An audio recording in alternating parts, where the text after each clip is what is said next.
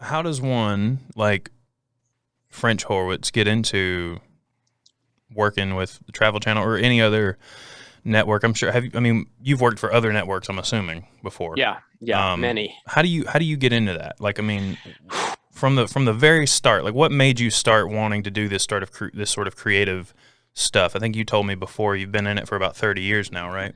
Right. I mean, it's funny. Initially, I mean, this goes way back to college Yeah. days. Even before, my intent was to be a photographer. Mm-hmm.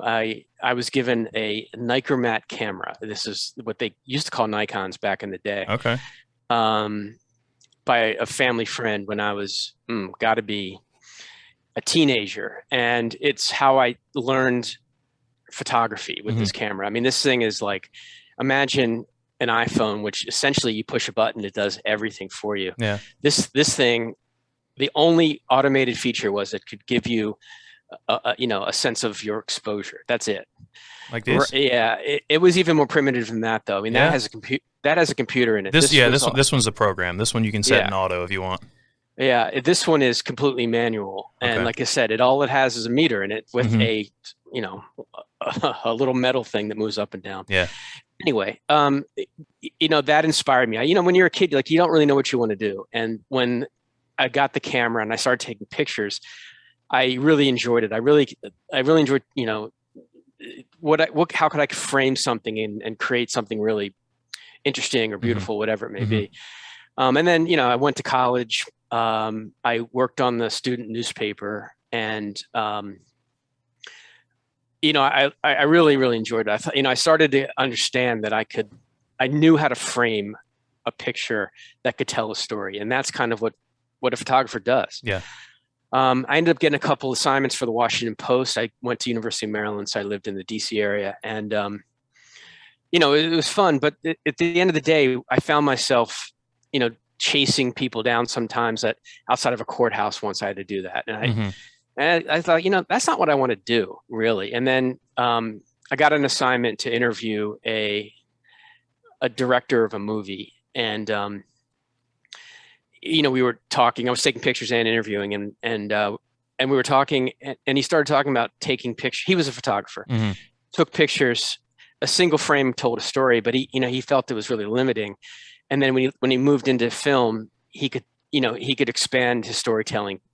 And I thought instantly, that's exactly what I want to do. And I switched my major at the time, Mm-hmm. and to have that focus. But from there, it was still a long and winding road to get where I'm at today. I mean, at the time, cable TV, when I graduated from college, cable TV, Discovery Channel had just started. So that's how far back it goes. And so there wasn't a ton of, channels like there are now. Yeah. And it was a lot harder to break in. It took a little time. But eventually my first big break was um, a big series for NBC, a summer series called Lost Civilizations. It was basically looking back at, some of the great civilizations of our time. And I was on the Egypt and Mesopotamia episodes. And I traveled all over the Middle East, everywhere you can possibly imagine. And then I realized I am the luckiest person on the planet that I got to do this. People were paying me to go to Egypt and see the pyramids and whatever else we did. We did an amazing, amazing things. And once I did that, there was no turning back. There's no way I Yeah. was going to do anything else. I did That's a the little bit dream, of man.